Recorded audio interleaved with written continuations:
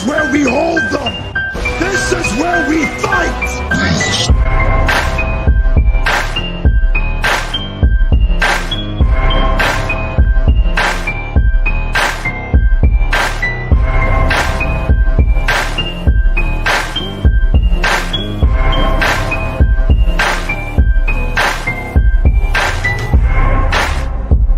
You are now listening to Sweep the Rack podcast featuring Brooklyn Rob and Big Mike.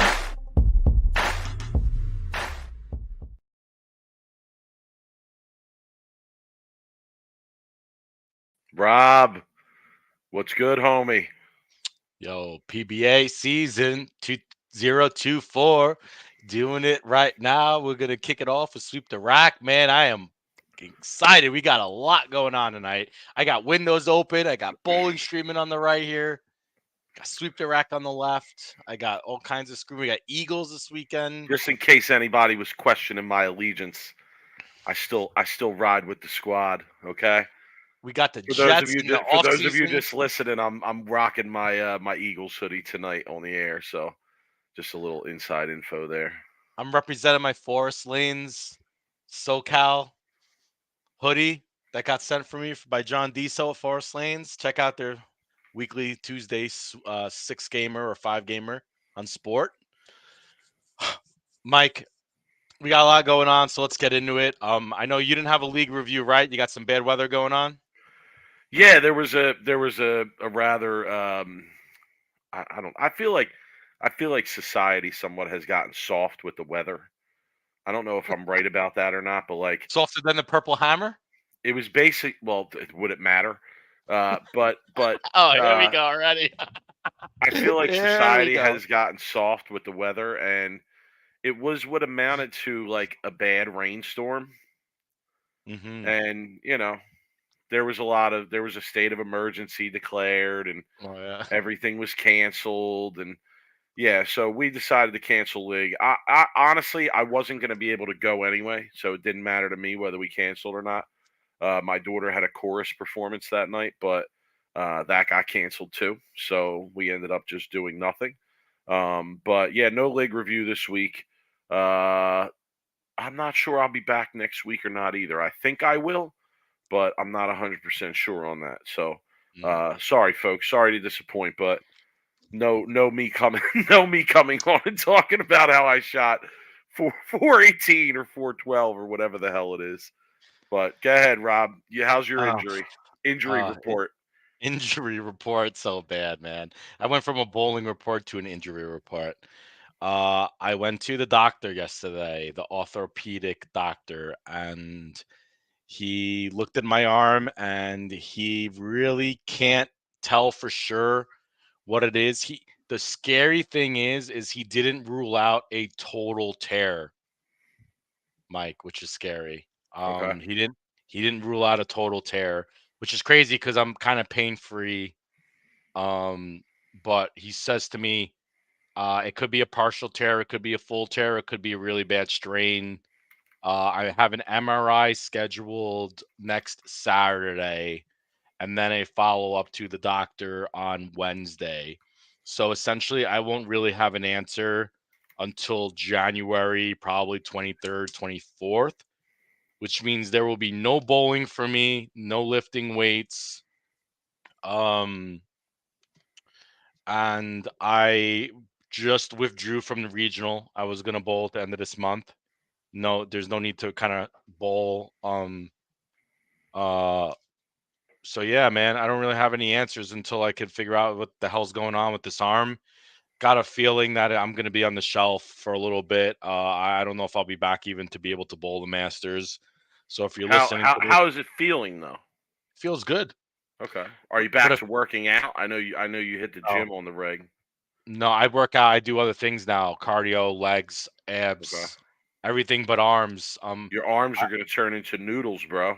No, man, my legs need a lot of work anyway. You're going to be like the guy who skipped leg day, but with your arms.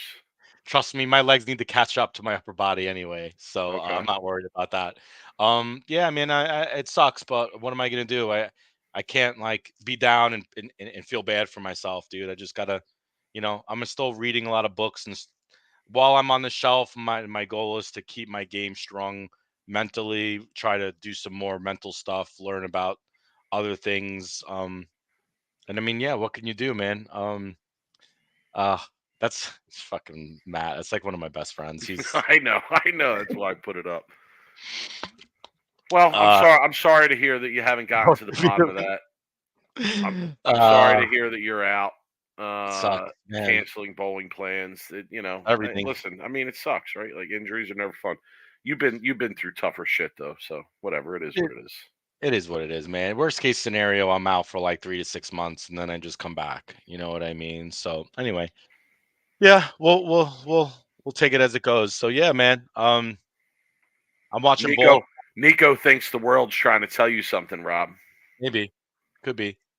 Just when I got back in, it threw me back out. Yeah, Belmo's got the front seven right now. He's actually below the number. He's literally 25th, and he's got front seven right now. If anybody's watching, so he's on the main streaming pair. So he starts getting hot. he can go from 25th to first real quick, especially when the scores are this high. So anyway, Mike. All right, where do you want to begin? A lot going on right now. Well, you know where where we have to begin, We son. really want to get in the urethane thing right now. You know where we have to begin. It's Come where we've been. on. It's where I we've know. been for I don't know how many years now. I know. Okay, so go shoot. Go ahead. First game out of the gate, Cortez Shank, 378U. Well, first of all, hold on. So Alex Sorge, who was in the chat earlier, he wanted to come on the show tonight, but we're just packed with stuff to do. He was actually in the building this week in Wichita, hanging out. He's an WSU alum, and as soon as the PTQ started, my phone started bing, bing, binging away, and there were texts from him. There were texts from other people that were watching, and the first thing everybody was saying was, "Everyone's throwing urethane. Everyone's throwing urethane." I was like, "Wow, really? Okay, so this is we're coming right out of the gate." Then the tournament starts. The actual tournament starts. Okay, that was the PTQ. The actual tournament starts, and the same thing occurs. Phones blowing up. Oh my God, everybody's throwing urethane. It's urethane on every rack. 95% of guys are throwing urethane. IQ 78's going down the lane left and right. Okay, tournament leaders throwing urethane. Guys crushing them out Black of the hammer. gate with urethane. Okay, The new black hammer. Black Pearl hammers. And there was even that. The I wasn't aware of this because I didn't watch it, but apparently the PTQ was led by 4 people who all threw the black hammer. So, listen. Oh my God, I could talk for so long about this. I'm going to try and keep this short though. A lot of Let him people cook. were saying that it wasn't going to be effective. Okay, and I know it's early. I understand that it's early. And I've even had very knowledgeable people reach out to me and say, this probably isn't going to be the norm this season. Okay. And I tend to believe those people. However, a lot of people were also saying that it wasn't going to be effective at all. Okay. And clearly, early on, one event in, not a short pattern, I would say. Okay. What, 38 feet? 38 feet's considered I think that's considered short. You call that short? It's right on the cusp. Yeah, okay, I'll give you that. I mean, I would definitely think that falls into a more medium category. But all right, not long, obviously, not extremely short, but the urethane looks really effective. It looks really effective still. Okay, and I've been arguing all week on social media with various people. The main one being Jeff Rickles, and shout to Jeff. I got nothing but respect for Jeff. Okay, he name calls at times, but I got nothing but respect for Jeff and his bowling He's opinions. a name caller. He's a Okay. name caller when he gets angry. But we don't. He's a little out of line. He's a little out of line with some of the stuff he says about me, but that's okay. I'm gonna let it go. But nonetheless, we don't see eye to eye on this. Okay, we don't see eye to eye on this, and here's where we don't see eye to eye. All right, and your brother chimed in too, Jeff, and he had a good point. Oh And I, Lord. I don't think that either one of us is wrong in the way that we're looking at it. I just think that there's the official line of what has occurred here or why things were done, and there's the catalyst for why those things were done or why those changes were made. Okay, and I want to be clear about what I'm trying to lay out here. Jeff feels that the main point here is the official reason that these changes were made. Okay, and that is because there was a legality issue from the PBA's perspective with the urethane balls that were apparently getting softer over time. Okay, that's sums up his way of looking at it. That's the basis for why these changes were made, and I understand that. I get that. I admit that. However, I think what he's not willing to say or admit in our discussion is that there's another contributing factor to why these changes were made or why this discussion started in the first place. And that reason, that catalyst was the effectiveness and I mean, listen, I guess this is a weird term, but the hooking power, I guess you would say, or the versatility might be another word that I use of these urethane balls, particularly of the Purple Hammer. Okay, and I would also go as far as to say that many people originally questioned, originally started to question the overwhelming effectiveness of these balls, particularly the Purple Hammer, not because they had real evidence of what was going on, but because they didn't believe the results that were unfolding. Okay. And that's one of my points. All right. Whether you're aware of it or not, before any of this really even came up as a real issue, there were a lot of players that felt guys who were winning shouldn't be winning. And they were winning because of they were able to access and use these balls. And to me, that sort of is what was the catalyst for even a discussion or an inquiry, if you will, into what was going on with these balls. Okay, so then Right. you know the balls hook more. They're versatile, So more versatile now than they now should be. So then would you the compare it to bowling something world. like Danny Tartable with the baseball bat and the tarp? Like the tar, remember that whole thing where other coach from the dugout comes out and he says, "Look, that bat is too good, right? It's hitting the ball too far. I need you to check it. I need you to check it." Would you think that's something similar where the bowlers are coming and saying like, "Hey, this ball's too effective. I need you to check it. I need you to check it." And I mean, that's what listen, happened. that's the way I feel some of this unfolded. I don't know. I mean, if I'm wrong about that, come and tell me. Oh, Mike. But I don't. I definitely feel like that was a part of it. Okay. So then you have the bowling community starting to look into these balls, and what do they find? What do they find? They find that these urethane balls get softer over time. Okay, and that it's possible that the balls are getting so soft that they are dropping below the legal limit allowed for these balls. Okay. Now, I get that. Right. That's again, that's where Jeff is his Facts. perspective is looking at it, right? And there's Yeah. Yeah. there's a lot of truth in that. But to me, it's a little bit more of a gray area of where one started and the other left off. Okay.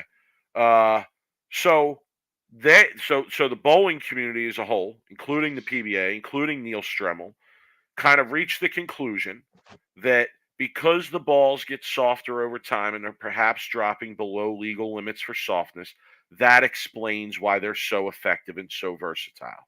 Yes? Am I right about that? I think you're summing it up pretty good. For you summing Okay. up about 2.5 years of bullshit in like a matter of Okay. 2 minutes. So they say the softness is what's causing this. Okay. So we're gonna up the rule. We're gonna change the rule, and we are going to allow for the drop in softness by changing the urethane hardness level. Okay, so they changed the hardness urethane level. These new balls come out. A lot of people are saying they're not going to be effective. And what do we see in one event? They're crazy effective. Okay, they're crazy. They're crazy effective. They're all over the place. They're going down the lane all over. Players are using them left and right. Okay. Again, I know it's one event. It's early. Maybe it's not a longer pattern. Okay, give you all that. But here's where I have a problem. Here's where my issue is with this. Even through one event, we can see that there's not enough of a difference between the new hardness and the old hardness that it made these balls ineffective. Okay? So, am I wrong for reasoning then that perhaps it wasn't the softness of the balls that was causing them to be so effective? Okay? And that perhaps that wasn't the key reason or the key explanation behind why these balls were so versatile or so effective? And now that the rule has changed, really all that you've done is the PBA through one event early. All right, people are telling me watch the rest of the season, okay? But clearly in the early tellings, the PBA, the rule change hasn't done much to curb the use of urethane or the effectiveness of urethane. Okay. I don't think that was the PBA's goal. And then all it did, in essence, was take away the old urethane. Oh, well, guess what? One of those urethane balls happens to be one of the best balls, perhaps ever. Okay. That a lot of players were having success with, that a lot of other players didn't have access to. Okay. And to me, now, through one event, and I'm not saying this is going to continue. I might feel very differently about this at the end of the season, and I reserve the right to change my opinion based on the fact that this is all brand new. Okay, but seeing what I've seen so far, I feel more strongly than ever that this was more about getting rid of the purple hammer than it was about the softness of the urethane. No, I disagree. Okay. Let me tell you why. Listen to Tom Clarkson.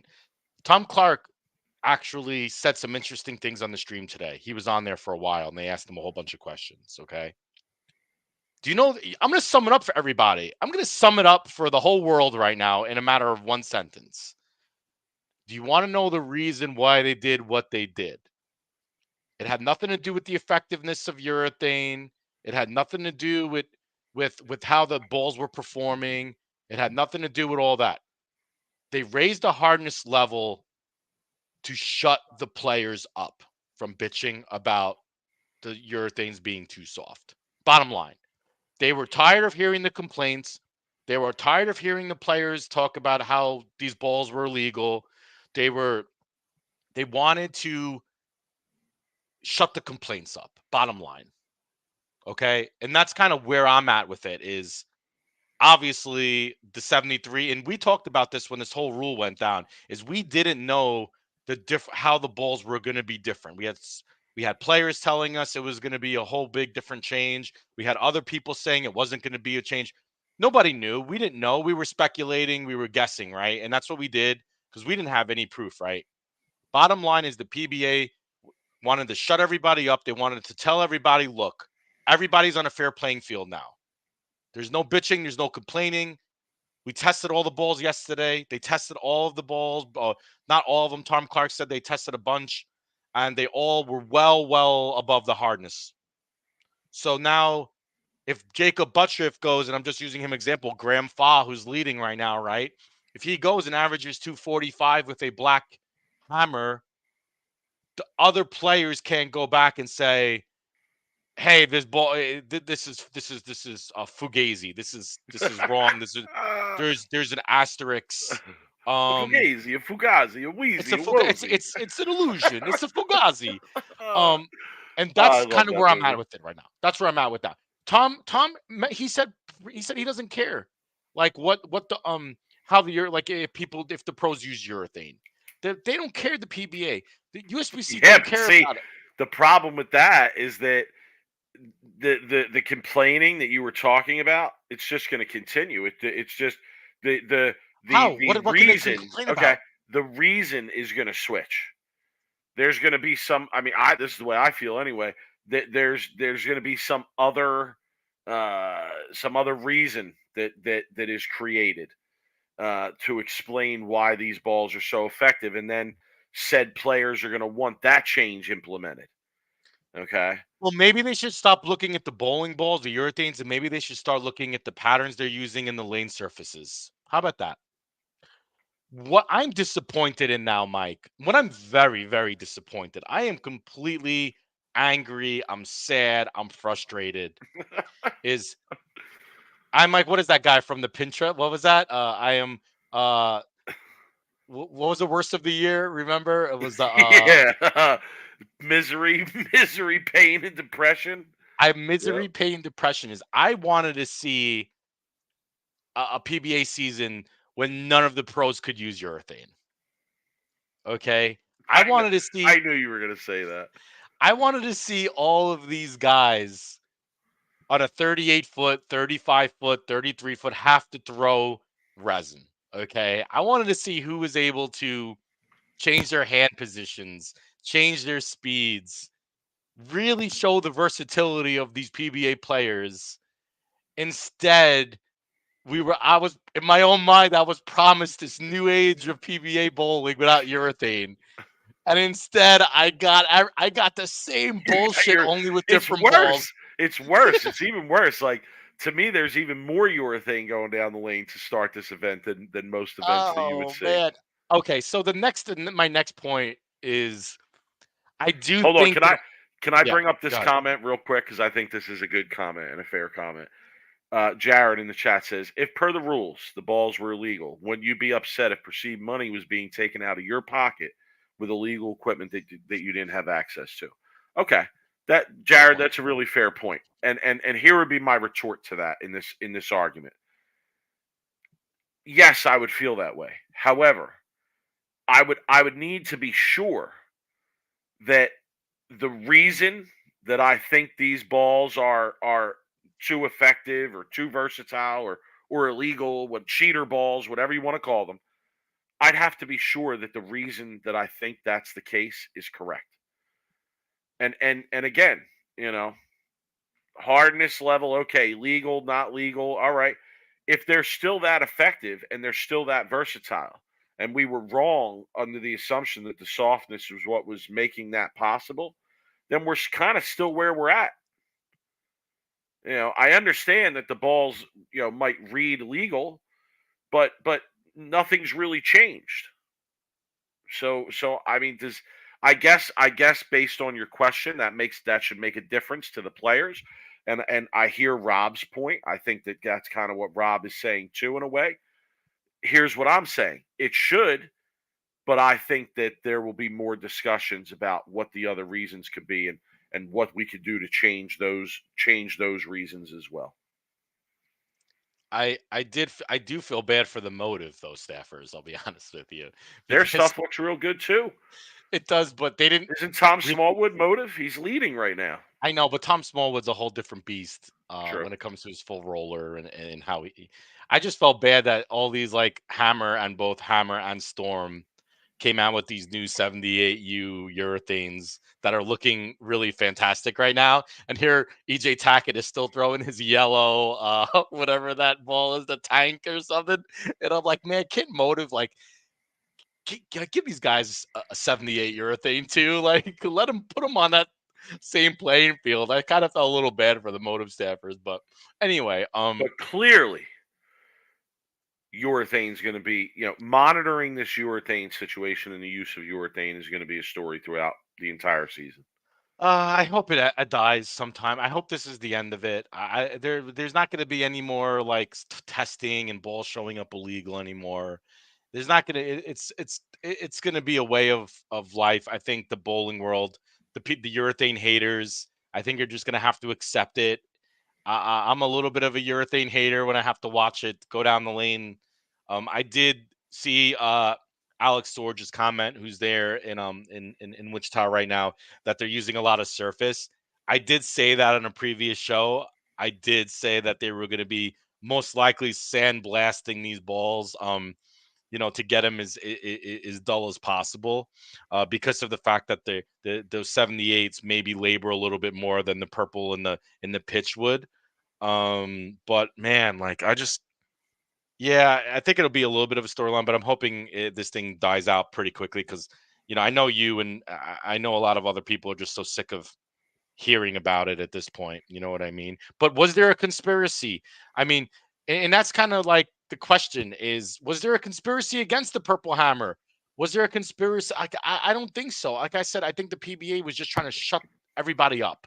Like we're done hearing about this shit. Like if and gambling's even tied into this. And Tom Clark, they talked about gambling for a while on the stream, and I don't know if you saw it or not today, but they were talking about like if Oh, that's interesting. I never hear gambling and bowling talked about anywhere else.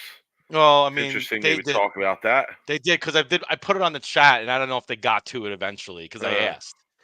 I asked in the stream. I said, hey Tom, like you never mentioned in your Jeff Riggles article, you made a little bit of a blurb about gambling, but I wanted you to get more into it. And he talked about like if we want to get gambling out there and get to the bigger platforms and the DraftKings and the FanDuels and whatever, like there can't be any kind of doubt in people's minds that there's some kind of like asterisks, and I didn't use that quote unquote, but that's kind of what he was saying is there can't be any doubt in people's minds that some people are using illegal balls and some people aren't. So this is kind of one of those rules where they just wanted to be like, you know what, we're going to make it at 78, and then nobody can complain, nobody can say shit, and everybody's on the same playing field, and then end of it, be done with it. And I think that's where kind of that's where we're at. okay, fair No, we're enough. going to talk of Anthony. I want to bring his comment up. Battaglia puts in the chat, did I miss the new shot clock violation yet? No, we're getting there. We're slowly getting there. Uh, um, Oh boy, he also had a good comment about. Have you talked about the worst sports website? No, haven't mentioned that yet. But yeah, PBA website still stinks. Pretty much. So they need to get yeah, that together. Rob, can we transition into a little bowling or betting talk? You sure. want to talk a little betting talk? I got some bets in. Here. I'm losing all kinds of money this week, actually. I bet. But when I logged on to Bet Rivers, I was pleasantly reminded that the last bet I placed on Bet Rivers, or one of the last bets I placed bowling wise, was Chris Prather to win Group 2 of the PBA Tour Finals, and I placed a $20 wager at plus 800 to win 180. So that was a pretty good bet. All right, here's what I took. So Bet Rivers, shout to Bet Rivers. Okay, they're like the only and main sports book that is putting the opportunity out there to bet on bowling. Okay, so Bet Rivers, every block, Rob. Okay, like every qualifying block, they had numerous bets where they gave you two players, and you could choose who you thought was going to win that block, who was going to bowl the better score just in that block. Okay. So last night, I mean, this is great to me. This is everything. Okay. Last night, you were able to put together and tonight, I would imagine. I didn't bet tonight because I was busy. But last night, you were able to put together a parlay, Rob, of those matchups. Okay. So I did a 5-pick parlay. Okay. I lost the parlay. Spoiler alert, I lost the parlay. Okay. But I did $10 to win, what was it? 1000. It was about 30 to 1. Okay. 10 to win 300. All right. Here were my picks. Chris Vi over Matt Ogle for the block. Bill over Sam Cooley for the block. Andrew Anderson over Frankie Lavoie for the block. Okay. Those three won. All right. The two that lost was I had Stu Williams over Chris Barnes for the block, and Barnes just absolutely smoked them. and this was my worst bet of the night. I actually took this. I actually took this bet from Steph in a parlay he put in. Kyle Troop over Tommy Jones in the block, and obviously Tommy Jones ended up bowling so well in that block he was leading after it. So those are my bets. I put together a parlay for that block, and then I have some other bets in for the week. Can I go over them, Rob? Sure. All right. Spencer Robarge, $2 at plus 20,000. $2 to win 400. Okay, Spencer Robarge for the win. Last time I checked, it didn't look like he was making the cut. I have a buddy. I have a buddy out there from Jersey. Not a buddy. It's a bowler friend. Guy I see at some events and things. Really nice guy. His name's Will Vidulich. Okay, Will Vidulich. All right. He was up there in the standings after the first total day. His odds were 50,000 to 1. So I put $1 on him to win $501. Okay. I'm not sure Will's going to make the cut either. I took Kevin McCune, $5 to win 170. He ain't going to make the cut, I don't think. I took Thomas Keiko, another suggestion by Steph, for $3 to win 201. Okay. I don't think he's going to make the cut. And I put $5 on Bill to win, I think, 200. Okay. And then the final bet that I had was final finishing position in the tournament. Matt Ogle will finish higher than Chris Vi. And I don't think that's going to happen either. So, yeah, basically, if I bet on you, your week is over. That's pretty much how it's going. Basically, we need to put Big Mike into the bathroom because he's a big mush. Yeah, but I'll be honest. Like the top guys, the odds just weren't enticing enough to bet on them. I'll tell you who you should bet on. I'll tell you who you should bet on. I should have bet on Smallwood. You should bet on the whole Wichita State team that made the cut. That's what you should bet on. Ryan Barnes, TJ Rock. You should bet on all those guys. That was my thinking with Spencer Robarge. I mean, he just set a scoring record at Team USA trials. You know, he made a show last year for the Masters, so he's already made a show at a major. So I thought, all right, that looks like a pretty good bet, and I think there was an outside chance he was going to make it. I don't know where he's at right now, but those are my bets so far this week. I'll definitely have more bets in for the show, no question. But I might wait for the show to get on to see what's going on. I'm still involved in the NFL right now betting. Oh, me too. Bowling is kind of once the NFL's over, I'll be able to focus more on bowling. But there, Mike, there was a little bit of drama this week that I don't think a lot of people know about, but I think it's worth talking about. I think we should call this speculation. Okay, I like it. Speculation, drama, speculation. Despite the fact that I think we have the goods to back up what we're saying, I'm still gonna call it speculation here, or rumor, if you will. Okay. Okay. So, rumor has it, Rob, that prior to the start of the PBA season, there was an eligibility rule. There was an eligibility rule for the PBA season that said collegiate players could enter the PTQ of any PBA event except for 2 events: the Tournament of Champions and the Players' Championship. Okay? I've been contacted about this by more than one person. All right, I'll say that. Okay?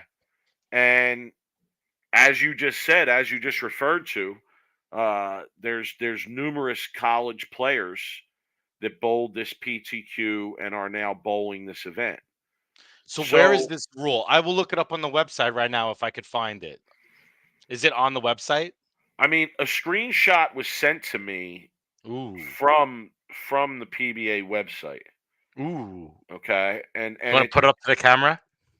Or do you want me to find it on the website? Yeah, no, I can put it up. I can put it up. I mean, this is the. No, you got to put up to the camera. We'll see it. Yeah, I could see it right there. Leave it. Participant must be a PBA member to enter unless they're a collegiate bowler currently on a team roster. College players can enter any PBA PTQ event with the exception of Tournament of Champions and PBA Players Championship. After entries closed for PBA members, they have created their PBA account online to enter. Yeah, it says to enter, email Tony Lanning. So Nico says that Tom Clark gave them a commissioner exemption.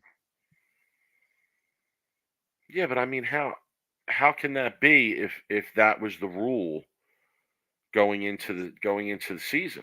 So did Tom Clark override the rule? Did he override his own rule for the? That's kind of interesting. I don't know. That's kind of a little bit have we and I'm sure there's a lot of players out there. Roland in the chat says, ask Tom Clark. Roland, I did. I didn't get an answer by the time we came on the air. Which is interesting because there's a lot of players right now that are probably not very happy in the fact that both TJ Rock, Ryan Barnes, and is there another Wichita player right now that's in the cut? I mean, I know Robarge was close, but Robarge was close. Okay, so you got 3 Wichita players. Now, back Nico in the says day, Mike, that Tom Clark can always give a commissioner's exemption. Okay. And Roland says he said that on the telecast this morning. All right, then what's the point of having that rule then? What's the point of putting that on the PBA tournament entry website? I don't get it. Like if you're gonna override the rule, why put it in there? And somebody in the chat mentioned, I think it was Mike who mentioned, why limit it at all, right? I like this comment. Why limit it at all? Less than 90 entries, PTQ taking 25. I agree. I agree with you. Like I don't really think that should be a rule anyway. I mean, my way of looking at it is like if a college player is that talented or wants to come and bowl this tournament, let them bowl the tournament. And honestly, if you're a PBA player and you're sweating a college bowler being in this event, I don't know. I mean that definitely ain't something you should. That definitely ain't something you should be. But Mike, that concerned about. But Mike, back in the day, I'm not talking today. I'm talking back in the day. The players on tour, and I'm talking before 2000, right? I'm talking in the 80s, right? The 70s, and even maybe the 90s. Touring regular players did not like when outsiders were coming in and grabbing checks. I mean, that's just knowing, like being in bowling my whole life. If you were an amateur or you were someone bowling and a tour event back in the day, they didn't like people coming in and winning. But PTQs are a different story. That's a whole different a different time, right, than today than was back in the 80s. All I'm saying is, you're right though. Why limit it to 90? I would let everybody in as long as you could fit them in the house, and you weren't putting more than 4 in a pair, right? I mean, yeah. And Jeff's here in the chat. Jeff, what's up? He says Tom's comments were in my story. He did give the 4 of them commissions exemptions. Yeah, and listen, I'm not really questioning that or arguing with that. Here's what I'm asking though. Why was it in the rule to begin with? Like why have it there to begin with, especially if you're going to then go against the rule and give some college players a commissioner's exemption. Right. Well, maybe they could have gave those exemptions to somebody else. Yeah, I mean, I'm pretty sure that they're not having the PBA Collegiate Challenge this year either. I didn't see anything about it anyway. I didn't see it on the schedule. So, again, like, I don't really see a problem with giving a commissioner's exemption to some talented college players or college players that can compete at that level. Yeah, it's a major. Yeah, it's a big check, I would imagine. So I hear what you're saying, Rob, about regular tour guys maybe looking at that sideways somewhat. But in terms of the competitiveness of it, yeah, I don't have any issue whatsoever there. Gotcha. Jeff has an explanation. Let's hear. Jeff says that technically is not the same as entering. Oh, okay. but it does violate the spirit of the rule. More than one player messaged me heated about this. Okay, so he's hearing about it too. And I would agree. I have to say, I think it does violate the spirit of the rule. You know, I kind of do. Now, with that said, they bowled their way in. So it's Ryan not like he Barnes gave is them a killing him. complete. He's crushing him. Well, they bowled their way in through the PTQ too. So it's Yeah. not like he gave them, a Right. red carpet to come bowl in this event.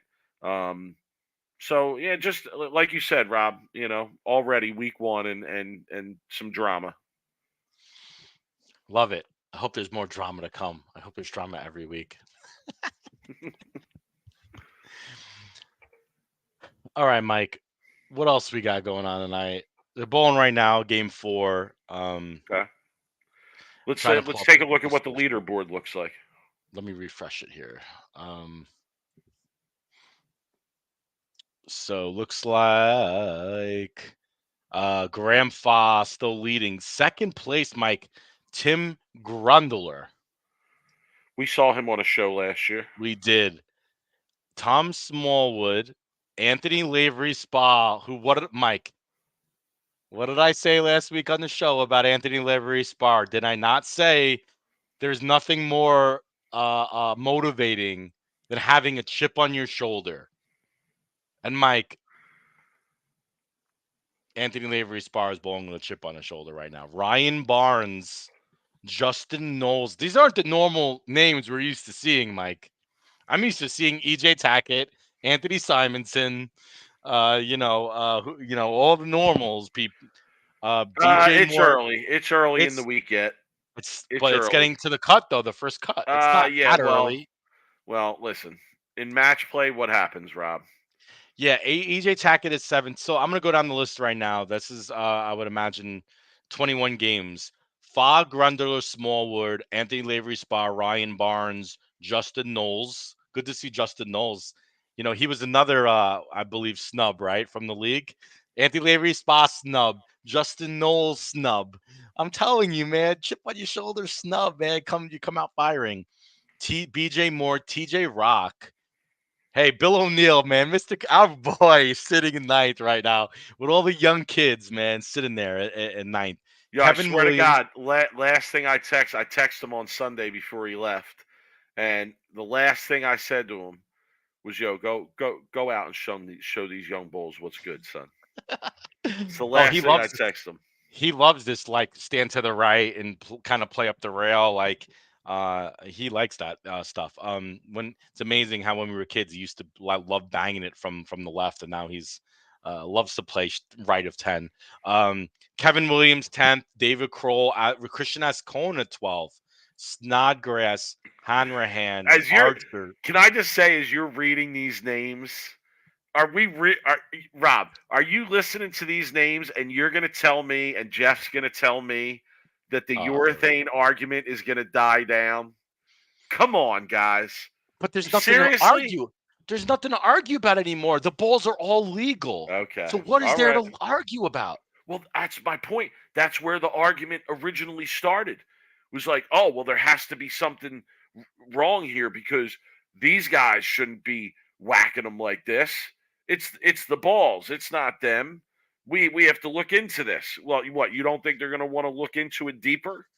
I mean, I don't know. No, I there's just nothing to find look that into hard to anymore. believe. There's nothing to look into anymore. They're all bowling on now on a fair playing field. It's just now there's nothing to look at. There's nobody could bitch about it anymore. There's nothing to bitch about.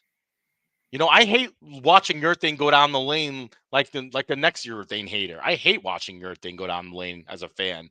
But now it stopped other players from being like, oh, it's too soft. Oh, there needs to be like can't be there.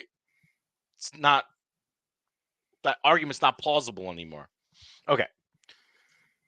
Jesper Svensson top 16, DJ Archer 15th, Tackett 17th, Prather, Vi, Stubler, Hoope, Belmo is now in the cut, Tommy Jones, Chris Barnes, and my guy Cortez Shank is on the bubble right now with 25th.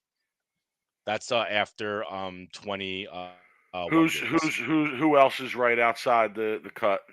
Who we got right outside the cut? Give me the 5-6 right outside. Cortez, Marshall Kent, David Northhouse, new name. I don't know who that is. Matt Sanders, our boy Chris Kelso, Thomas Larson, who by the way I saw leave a Stone 5 pin on the stream. Okay. I was dead. I was laughing. Simo, big surprise, is 33rd right now. He's been struggling a little bit. Yeah, Um, RotoWire was in the chat here a few minutes ago when we were talking betting, and they are actually getting into some betting on bowling, and he did have a suggestion today on Twitter to take Simo missing the cut at plus 255. Not crazy odds, but pretty good odds, especially for that. I mean, I have to be honest with you though, that's a dangerous bet, man. That's a bet like I'm gonna sweat all night. And how many games? I didn't take that bet, by the way. But how many games are left here, Rob? And where's Simo at? How far out is he? so Is he? they've completed 21 games. How many total games are they bowling? Those I 4 believe squads. 24. So there's 3, and then Simo is 33rd right now, and he's got looks like 5. He's 570. He's at 4772. The cut is Barnes at 4868. So he's almost about 100 pins out. He's about 94 pins out or something Okay. of that nature. Can we go dumpster diving real quick? That's always fun to see what's going on. Already? You We're want to going look at dumpster diving. prospective candidates? Frankie I Lavoie got mine DNF. already. I'll be honest. I'm not going to say, but Frankie Lavoie DNF'd, by the way. okay. It looks like. I hope he's okay. It looks I hope like he there's not an DNF'd. injury. I could be wrong there, but let me see. Yeah, because he was 66, looks like plus, and I could be wrong, but he finished last, 88th. I'm not sure, to be honest with you. Actually, now that I look at it, I don't think he DNF'd, Mike. I could be wrong Okay. here. Frankie, Kim Bowlby, Ronnie Russell, Rafael Medina, Andrew Anderson, Zach Tackett. So I'm wrong. He is bowling. I'm wrong. He's bowling, but he's in last. Okay.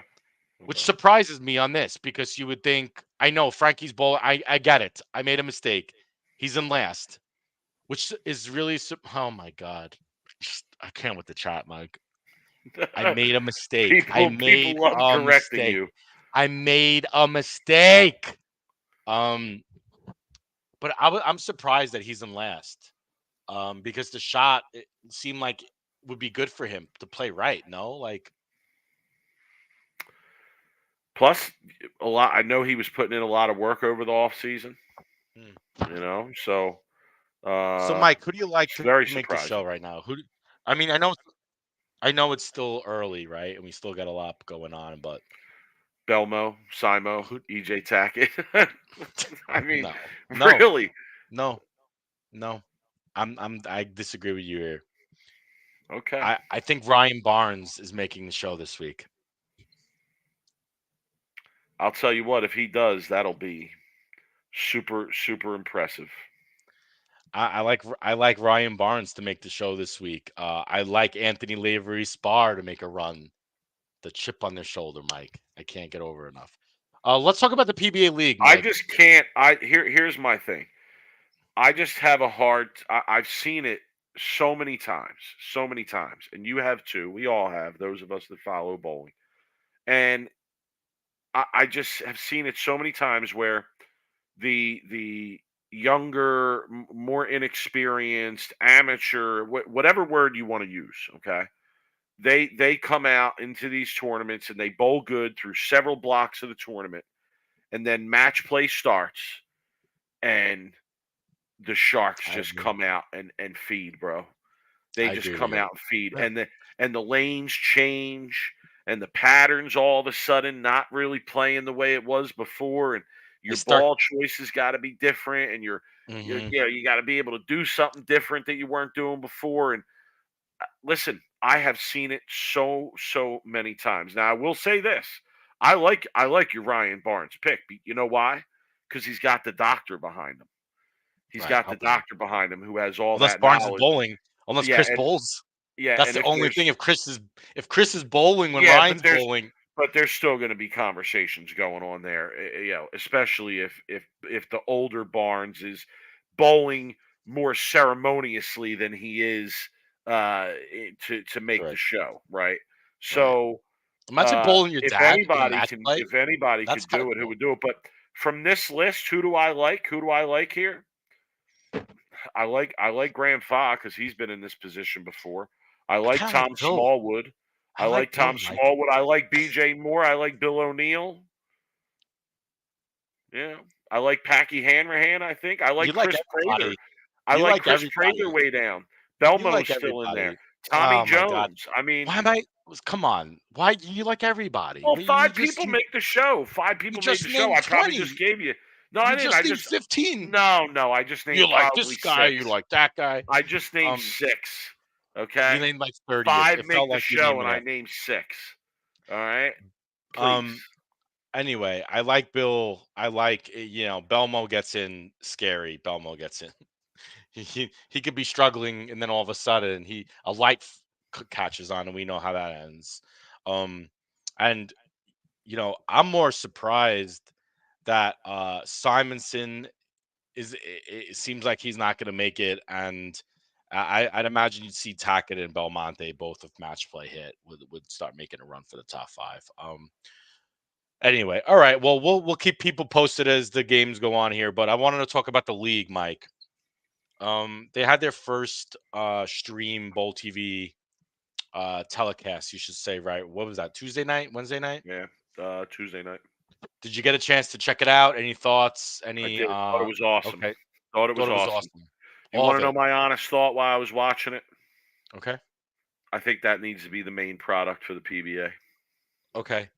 That's what I was thinking while I was watching it. Like What did you like about it and what didn't you like about it? I mean, I like the team aspect of it. I like the easiness of here's the format we're bowling. It's win or lose. It's 2 games or you move on, right? Mhm. Very easy to follow. Okay. I like the fact that there's a lot of different players involved. And I didn't get to see a lot of this, but from what I could tell, I liked the environment that it was taking place in, right? They had music playing. Guys were kind of, they were into it, but they looked relaxed. It seemed like there was a decent crowd there. I like the fact that you can get behind the team and root for that team, and I even liked watching it as a viewer because there was a lot of action. Like they had Flanagan had the 4 boxes up and there was a match going on in every box. And I thought it was a really good product. I know that it still kind of has that exhibition type feel to it. Or Jimmy in the chat, what's up, Jimmy? What's up, Bringing 10? He just used the word warm up. I would agree with that. It had sort of a warm up feel to it, but I like it, and I'll continue to say that I think it's a really good product that the PBA should explore more deeply.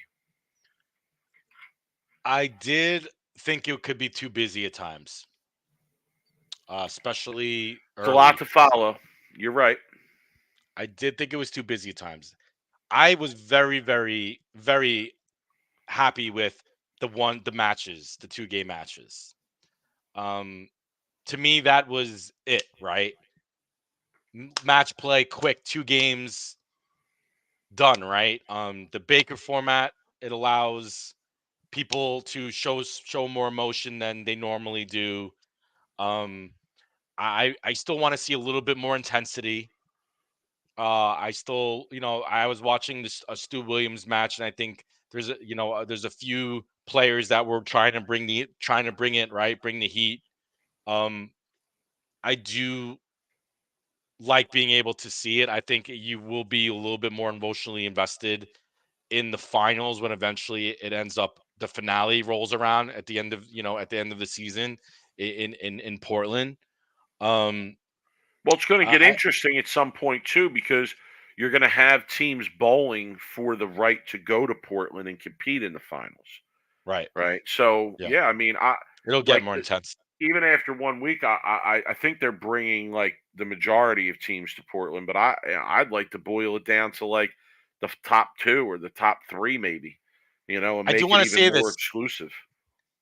the bad picks, even early on, Mike, the bad picks, some of them are starting to show, right? I think, and I'll be maybe a little bit more specific on what I'm talking about, right?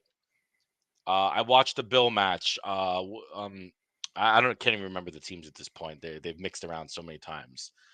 Maldonado couldn't strike. He was missing spares. He was all over the place, right?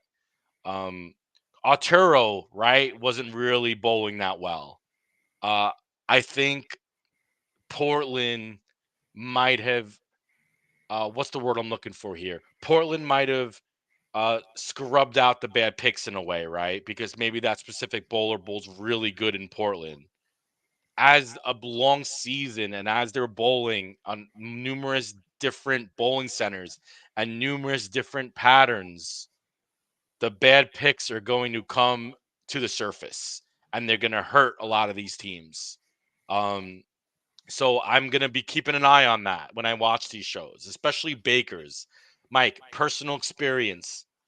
There's nothing that hurts a Baker's team worse than having someone who is struggling in your lineup.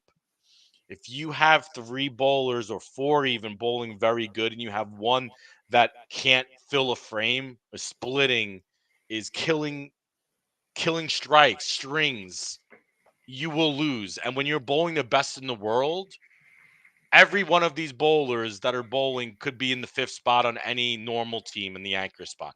So you essentially are bowling the best in the world. If you have one guy who can't strike or is killing momentums by, whatever it is, you aren't going to win your match essentially. So it's interesting, missing spares, all that stuff. But it's cool to see. I really enjoy it. I was the next step is being able to bet on those matches, Mike, those Baker matches. I think Bet Rivers needs to jump on that to be able to, if they're going to be streaming it live, why not throw like odds for the 2 game match and let us bet on that. Yeah, yeah.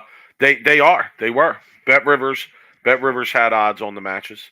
They You could have did. bet on. Yeah, you could have bet on the Oh matches. shit. Yeah, Shit, yeah, I missed that. yeah. They had Yeah. that. Oh shit. Okay, I'm wrong again, people. Now I'm gonna get 30 chats telling me I'm wrong. Yeah, I Um, didn't. I didn't put any action on the matches just because I wanted to kind of see like what the player's investment was going to be. But yeah, I thought it was pretty good. yeah, hard to bet when you don't know how the shot's playing, right? In a way, in my opinion, you could make some educated guesses based on just the strength and the weaknesses of the of the teams. But yeah, I apologize. You could have bet on it. I was wrong. So interesting to see what how that plays out. But yeah, I'm definitely looking to see who's the players that are struggling and keeping their teams down. I always think that's the fun part about watching team sports, at least bowling, is to see which players are struggling. Okay, all right. So we good? Does that cover all of our PBA action for this week thus far? Yeah, let me see if they've updated the scores here and see if I Okay. could Yeah, get we a still got it. We still got a little while to get a couple things to get through here. So I yeah. think we'll be on by the time the cut is posted, so we could take a look at Okay. what the actual top 24 is going to be. Yeah. Um, so article on Jeff Rickles' site today about Tom Clark and some of the comments he made while he was on Bowl TV, like you were discussing, Rob. Hmm. Um, and one of the things that he talked about this year, or for next year, sorry, but he wanted to get the information out this year, was that they are changing the rules about how many people are going to be exempt from the point list. Okay, exempt from PTQs anyway, from the point list, and how many people, or how the tournament field is going to be constructed. Okay, so uh, next year, starting next year, I believe, and I'm going to get the numbers wrong here. I know it. I tried to make note of them, and I'm going to get them wrong.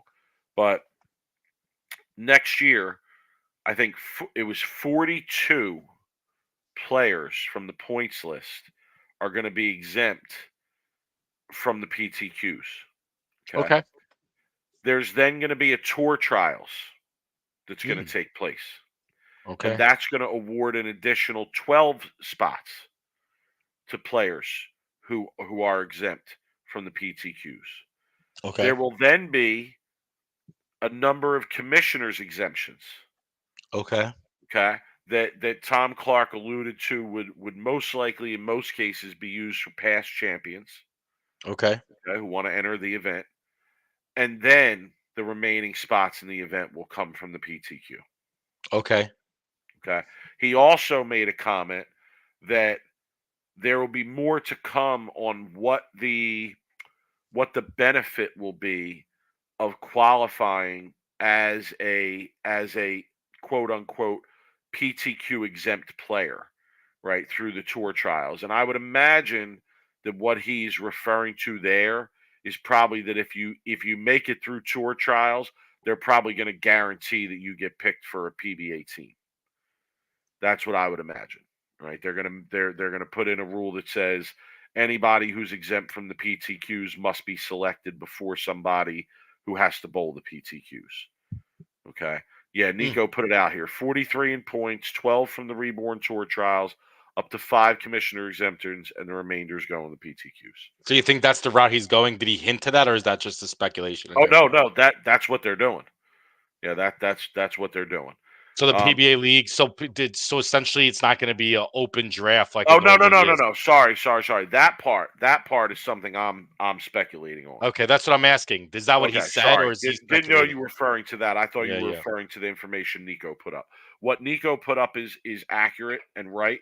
What I said about the PBA league but what else can they give the tour trial players, right? That's what you're thinking, right? Yeah. I mean, that they're guaranteed on a league spot. Maybe I don't. Yeah, what else benefits can they give those tour trial players? get that bicep ready, baby. Let's go. 12 spots at tour trials, dog. Let's get in there.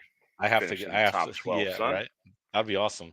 Could you imagine? I'd quit my job to go and make 25,000 a year. That's how Bill's career started. He did. Messenger 10 in the 10th. To get Messenger 10 in the 10th. Got him in. To get the last exemption. Woo! All right, let's talk about the other thing that I think people want to talk about is the shot clock rule that he talked about. So if anybody didn't hear this, we got to get this rule changed. We got to put pressure on until they change this rule.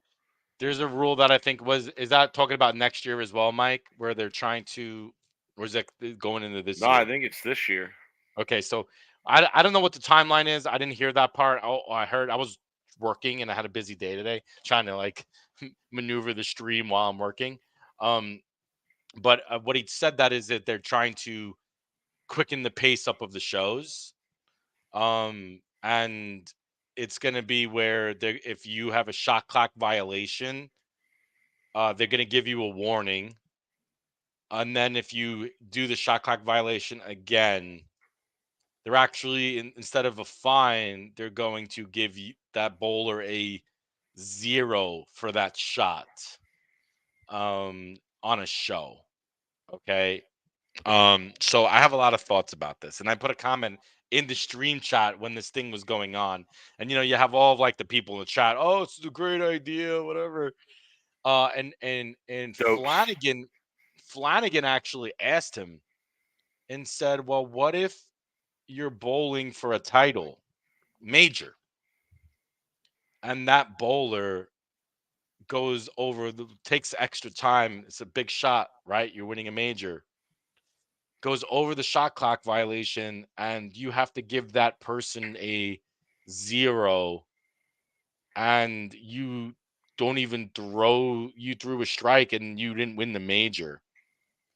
Wouldn't that be the worst case possible scenario for the PBA Tour? And knowing the PBA Tour, I would probably bet on that for happening the way it normally pans out. But Nico's saying they're allowed to call a timeout. Is that right? I didn't hear that part. I didn't hear him say that. I could be wrong. Where are you getting that from, Nico? Okay, so let's just say they do call a timeout. okay, or they used their timeout, right, in their previous. Look, all I'm saying is, why not just raise the fines, Mike? Why not just raise the fines?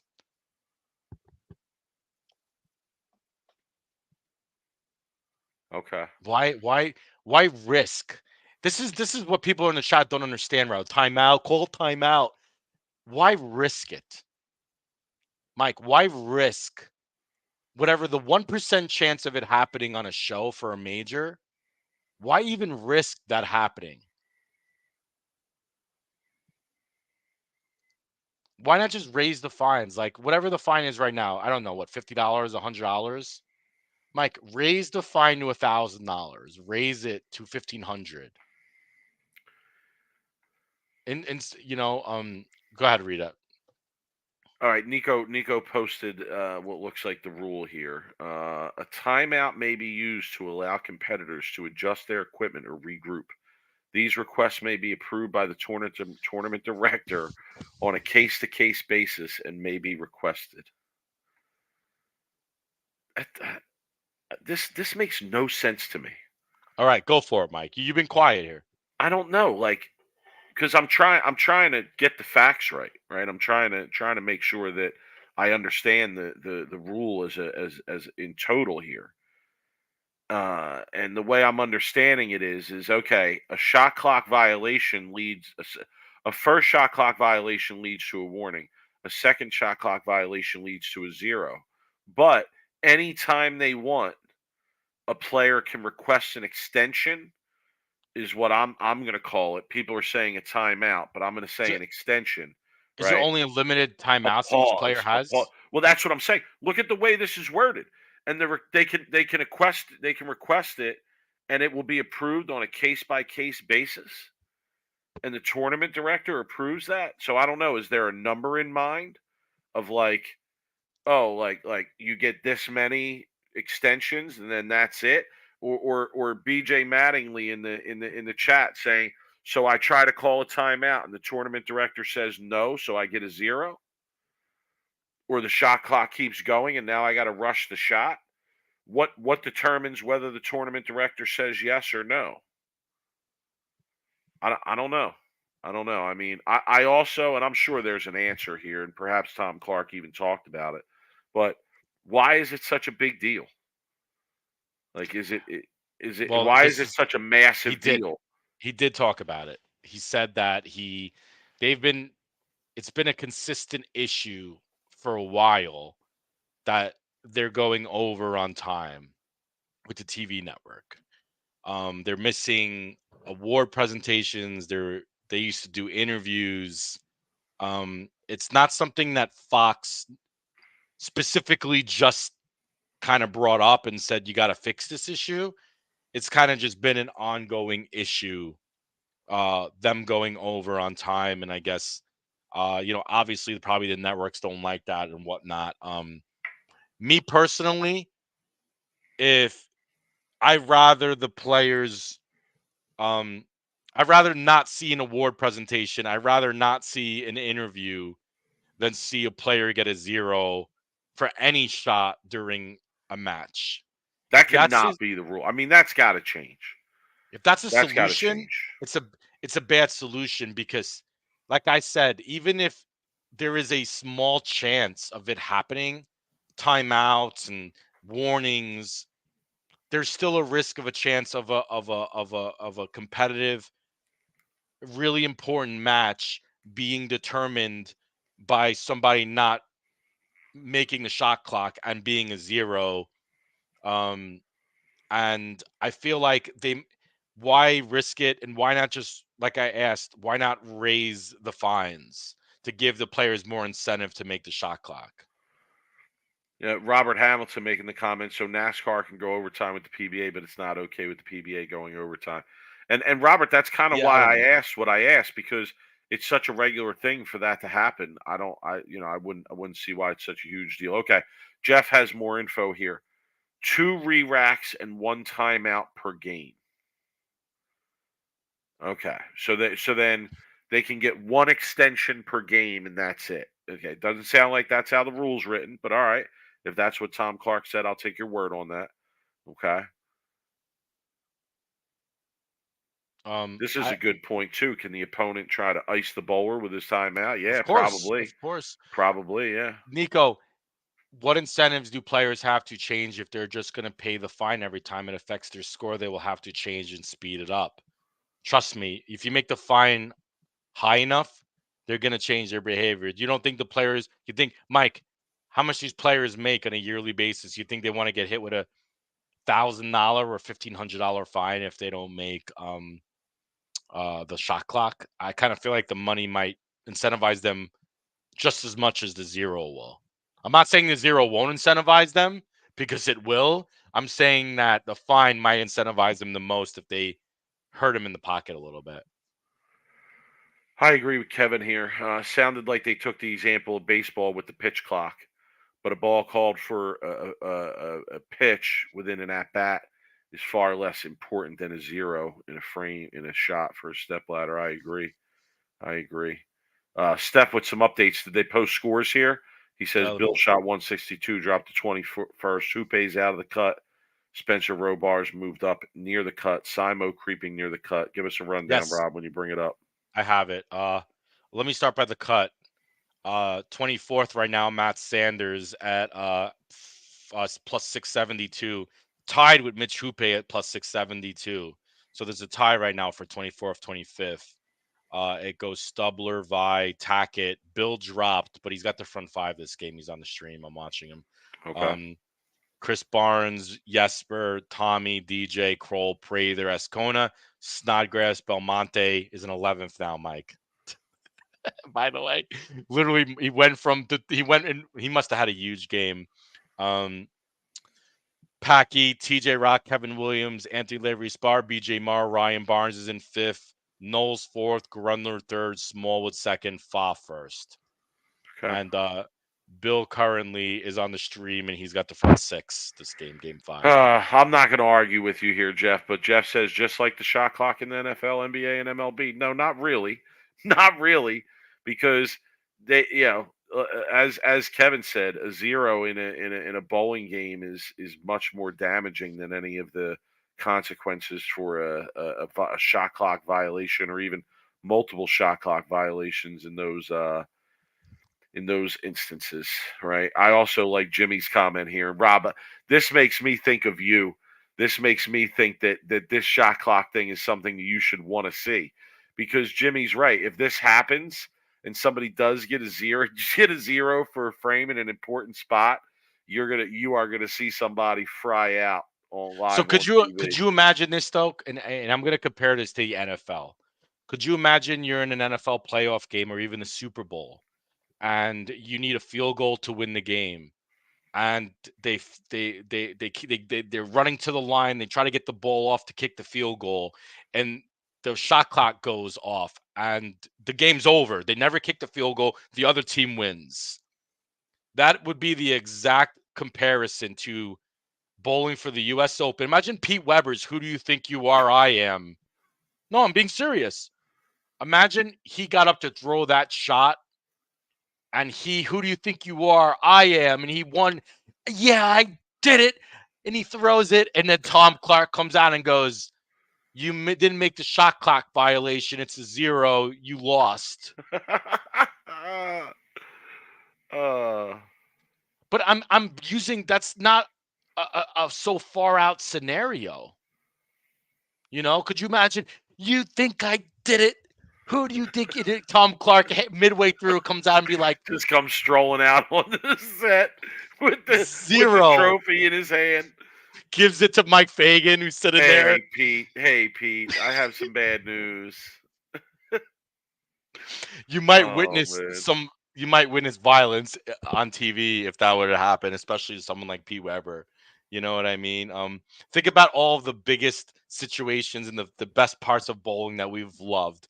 Tom Clark from the stands throws a red flag out. Could you imagine? Oh my goodness, just so many tournaments ending with a just Tom Clark coming out and being like, "Nope, Sorry, you didn't win, my friend. You know, you thought you won, but you didn't. You didn't make the shot clock. Oh, Oh, man. Lord. I kind of do want to see it happen. It'll be the biggest tragedy in sports, I think, of all of sports, if that ever happened. Steph asked an interesting question here. Will the Still first on the show urethane. We're still on the urethane, people. will the first show in a major of the year be one with urethane? I'm gonna Dude, say yeah. no, it's not Okay. happening. All right. Dude, ringing 10. Tom goes full Vince McMahon, like complete heel, complete heel comes out. He's like literally like Oh, everyone's booing him and like all kinds of shit. Like, would that be amazing? Anyway, yeah, this let's start wrapping it up here because I think I'm gonna want to watch the game 6, the finals here, okay. on the All right, let's stream. go. Worst of the week. Bring it up. Let's do it.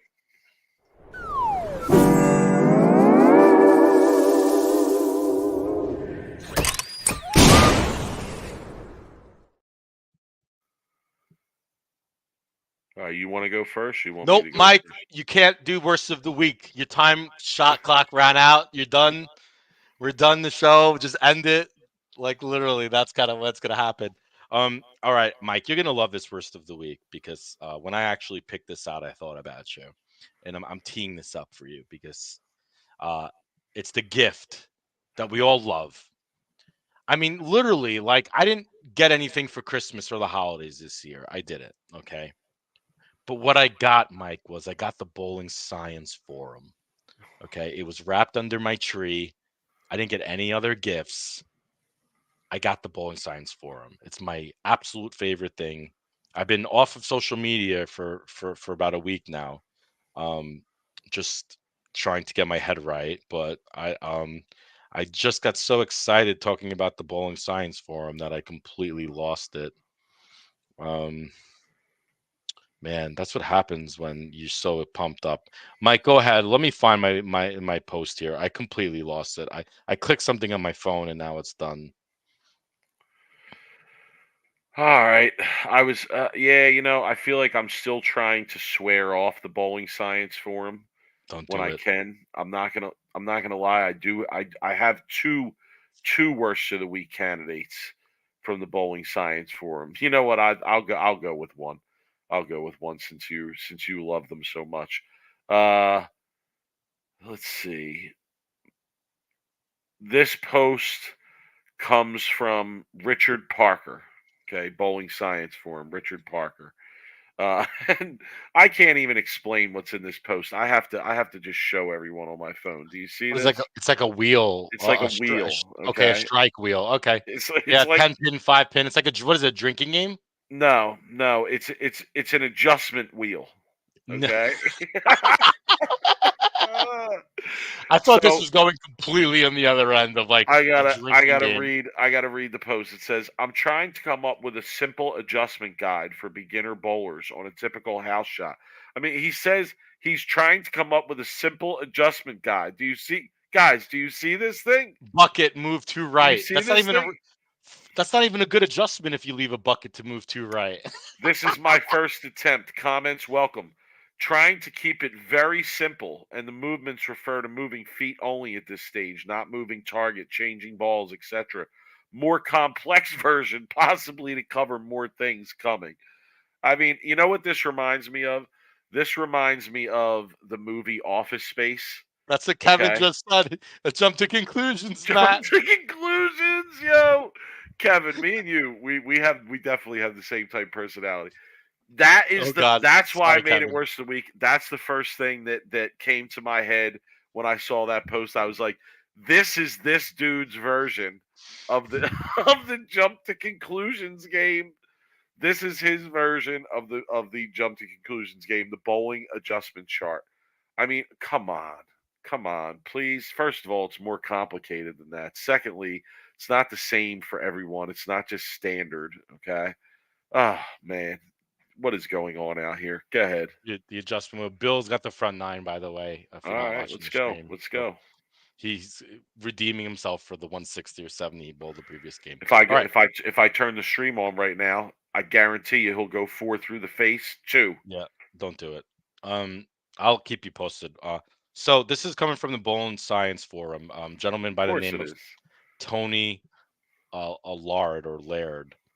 His post, and I thought about you, Mike, when I read this post. I have 35 sanctioned 300 games Oh Jesus. and 23 sanctioned 800 series in my 40 years of competitive bowling. They are all documented on bowl.com, with the exception of those bowled pre 1998. I know bowlers in my local area that say they have 40, 50, or even 100 of these honor scores. And you look them up on bowl.com, and they actually have a minor fraction of what they claim to have. One guy told me he counts all of his practice 300s and 800s. I don't feel this is legitimate to count those bowled in non sanctioned competition, and there is no way to prove it anyway. Thoughts?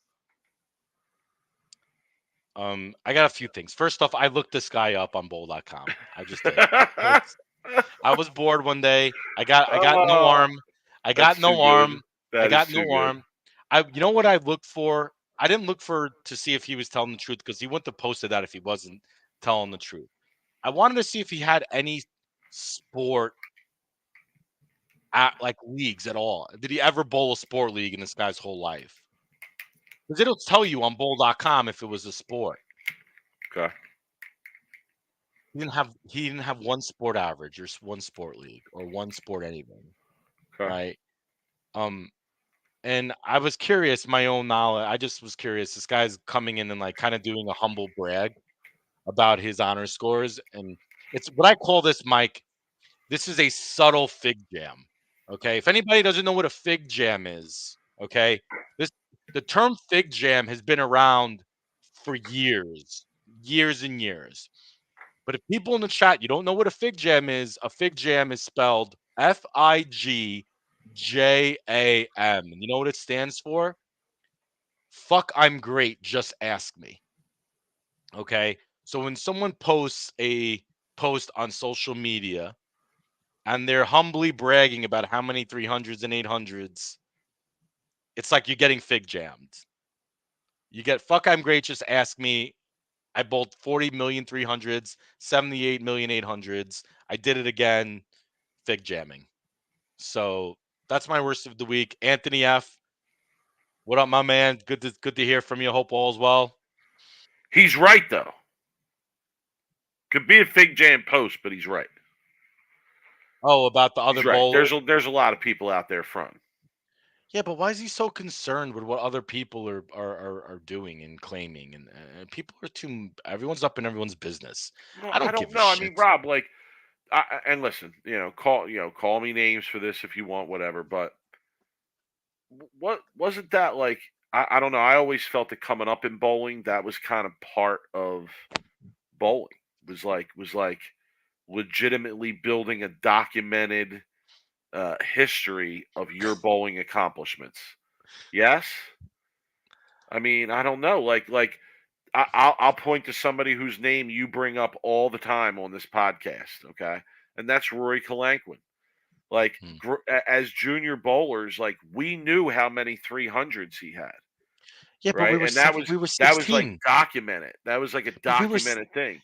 Mike. We were 16. We were 15 Yeah, years but old. to me it This doesn't guy's like matter. 50. This guy's Bob, been bowled for 40 years. Bob Learn for years was known as Mr. 300. Why? Because he had, a high level again of documented 300s. When I first met Dan Dorian, okay, your coach in college, when I first met him and I went over to Laurel Lanes to watch Saginaw Valley Bowl in the Christmas Classic when I was a junior in high school, the first question he asked me was, "How many sanctioned 300s and 700s do you have?" Well, here's a story about. I want to tell the story real quick about my experience with Saginaw Valley and Dan Dorian. That was the first question that when I was gonna go there to Saginaw Valley, he asked me. Okay, at the time I had like one or two sanctioned 300s. I didn't I have didn't any have any. I 800s. shot my first one the week after that, actually. Okay, I went to a college with my roommate and friend Sam Beardsley, who bowled in upstate New York, and he had 20, 30, 300 games at 17, right? Full of honor scores. We all know, though, where I bowled when I was younger. I bowled in the dungeons in Brooklyn and Queens Same and the thing with me. Bronx, Jersey, right? I bowled on lanes that weren't stripped in a month. Okay, I mean, this is wood lanes, never Overground stripped, ball returns. all of it, right? I was very, very, very battle tested. JBTs, underground, action, brackets, whatever you name, we bowled 6 days a week. And when we bowled tryouts, I made it on the starting team as a freshman. Dan Dorian told my brother, who was already on the team, I'm really surprised your brother made the starting A team because he didn't really have a whole lot of honor scores. And my brother looked at me and my brother was like, Dan, my brother didn't need honor scores. My brother bowled on every tough lane condition he threw out in as a junior. And man, like it just shows you 300s and 800s don't mean shit. They don't mean shit. Bill's got the front 11, by the way. I'm gonna wait to finish his see if he bowls 300 here, but that's a big game for him after coming out of a shit game and having one game left, being in the 20th, 21st. So we'll see if he bowls 300 here. But yeah, man. I mean, that's kind of my worst of the week, man. Like people are like, "Why you give it my worst of the week?" People are they're asking, they're like, "Why you Oh no, crap?" I sort of disagree with you on that one. I'll be honest. Might be the first worst of the week that I disagree with you on, I just don't care, because man. I don't know. I just always felt like that was a part of the bowling community was just your resume, how many honor scores you got, Mister 300, Bob Learn. Like I said, I mean, it was to me it was a Mike, real I don't know thing. if we should be doing this, but this is his last shot. I don't know if we should be doing this, but Okay, 300. All right, I'm gonna all take right, it off. Hoss. All right, Hoss. All right, bro. Good game, buddy. I'm taking it All off the right. screen. I don't know if we're allowed to do that, buddy. Both 300. So when we get to see Okay. it here live on Stoop the Rack, and he didn't have a shot clock violation. It wasn't a 0. Okay. All right, All right. Let's wrap it up. let's wrap this up.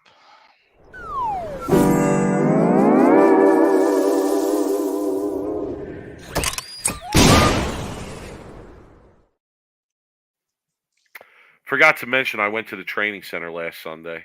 Oh, Another great experience there. It's always awesome going there, checking it out, practicing. sure. Me and one of my practice buddies from around here who bowls my sport thing, Gabe Torres. Shout out to Gabe. Hmm. Came out, wanted to get some work in, so we went last Sunday and got some work in, and Cool. another good experience there. All right. Final thoughts, Rob. My final thought is just going to be my hypeness about the start of the season. Get to watch some match play this weekend. I'm not going to lie to you. This is honestly my favorite weekend of the entire calendar year. It really is. This is it. This is like pinnacle weekend for me, and I'll tell you why. Because bowling's on. Okay, Both major playoffs match play leading up to a finals. Okay, football's on all weekend, Saturday, Sunday, Monday. Monday. Okay, and I got off on Monday. Okay, I got a long weekend because it's Martin Luther King MLK Jr. Day. Day and it's a federal holiday. Mhm. So every year, this weekend is just an amazing weekend for me. I can't wait to get through work tomorrow and be done for the weekend. I'm also not going to lie to you. I can't say this too loudly, but my wife and daughters are going to be at a dance convention, not a competition. It's a convention, so it's something I don't even have to go to because it's like a high level class type thing, and they're going to be there all weekend, all Friday night, all Saturday morning, afternoon, into the evening, 9 o'clock at night, and then Sunday for the better part of the day, and then Sunday when they get home, I got a babysitter lined up so me and my wife can go out with a couple people and watch the last two games and go out and have some drinks and some appetizers. Ah. So man, listen, Big Mike is going to be on one this weekend. Okay. Mike, You can probably, and yes, thank you, Kevin. And I got a login from Peacock from people. People actually send me the Peacock login, so I don't even have to pay for that shit. But listen, you might catch me at Parks on Saturday. Okay, you might catch me at Parks Casino on Saturday, playing some poker, watching some football. doing my thing. So Mike, if I lived in your area, there's no doubt in my mind I would roll in Saturday and we would just absolutely ball out, watching bowling and football, setting the screens, drinking a little bit, just enjoying it. It's times like this where I really miss or wish I lived close to I'm telling you, you in the East Coast. I really might be at Parks on Saturday with the bowling on my phone and I football like on that on idea. the TVs and I some like that poker in idea. front of me. I mean, yo, your boy, I was about to have a weekend. All right, that's what I'm saying. Can't wait to. I'm jealous. You remember the scene in The Hangover? How the one dude, what's the good looking guy character? I forget who plays that character, but What was this movie? had The Hangover. The Oh, Hangover. yeah. I forgot his name. Okay. Nonetheless, he's the teacher in the movie, and in the Yeah. opening scene, when they're all getting ready to roll out, he's like getting ready, and he's like brushing the kids off, like, yeah, whatever. Bradley Cooper, yeah. He brushes the kid, yeah, whatever. And then he takes money from the fundraising envelope and like puts it in his pocket. That's gonna be me leaving school tomorrow. Okay, that's gonna be me. All right, I last love year it. I'm gonna be like, yo, you just leave me alone. All right. And then I'm gonna tap into the fundraising envelope and take a little loan from the petty cash, maybe. Ah, let's Oh, have ourselves a that's weekend, great. boys. Well, Let's have I ourselves a know. All weekend. right. Yeah. I don't really have a whole lot of final thoughts. I am looking forward to talk about if anybody hasn't checked it out yet on bowl.com, Chad Murphy did a like State of the Union article on the state of bowling, which was kind of interesting. Just to see like some of the numbers that he presented on really where the industry is, and the membership, and a lot of the U.S. Open championship numbers and whatnot.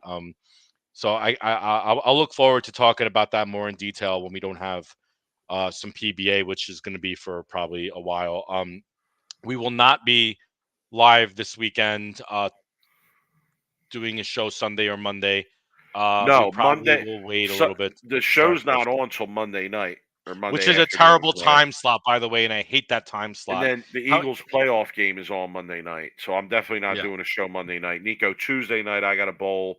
So we're probably just going to do our just wait regular till show on Thursday. Thursday. Okay. We'll probably just do our Yeah, regular show next Thursday. Nico's asking if I'm going to go to Bethlehem for the tour finals. If Bill makes it, absolutely. If Bill's not in it, perhaps. But Nico, here's the more important question. Are you going to come down to Bethlehem for the tour finals? If you're going to, then yes, I'll show up and I will make sure that you have an amazing time at the PBA event and dinner's on me, bro. Okay, so let me know if you're going. Robert Hamilton commenting on the spread I'm going to need for this weekend. Robert, you know it's going down, son. You know it's going down. Okay, so and finally, Lumber Flexual with a legit question that I can answer in one word. He's asking us, does it make sense for your average bowler basically to buy a Black Pearl, an NU, or an IQ 78 when we can no, still throw the other urethanes? And the no. one word answer is no. No, Okay. One always word drill the answer is purple no. hammer. It's a marketing. It's for the PBA players. If the PBA players, if you gave them the option right now to throw purple hammers and pitch blacks and 78 U's, you would not see a 78 U going down the lane. Believe me. And I don't even have to throw a black or a 78 U to know that. That's just my opinion. Listen, Battaglia, if you wanna come by, you just hit me up, bro. I'll be around. And as far as the pizza around here, I actually do Molino's. I do Molino's. Molino's is the best pizza around here. So that's where I'm at. If you're in the Monroe area, check out Molino's Pizza. I suggest the Erica pie. It's a garlic pie with some basil and man, off the charts. All right. Don't get me All right. started. Rob, we're wrapping it up. You know who Yes, got a shot clock violation? You know who we got a did. shot clock violation tonight? We did, We yes. did. Yeah, we're So going. we're gonna We wrap it get up. zeros. We We will get appreciate zeros. everybody in the chat. We went into overtime. It's all good. PBA's back. Can't wait to watch Oh, this weekend. our Go Etsy ahead. store. I have it back. Well, it's always been up, but I want to rephrase that. We still have rosin bags. I have two shirts: a Patch Pirate shirt and a Sweep the Rack shirt. It's all great. They're next level shirts. If you know what next level shirts are, they're like the thin, um, really comfortable looking shirts. I bought all the shirts. I tested them out myself, and the next level shirts are the way to go. I'll post the Etsy store link tomorrow. Those three items. I'm probably going to start working on some new T-shirt ideas. Fig Jam might be one. Fig Jammin', shot cock violation, maybe a zero or something. I think would be a funny one. But yeah, anyway, if anybody's interested, You can always use your support. We don't really make any money. I use the money anyway to pay for the hosting of the stream and stuff. So it's not like I'm raking it in over here. But yeah, This we time it appreciate ain't everybody's about the support. money. Jesus Christ. I can't believe Chavez is even in the chat. I'm not even going to read his comment. All right, everybody. Peace. Take care. Enjoy. Have a good weekend, Mike. I'm jealous of your weekend. Later, guys.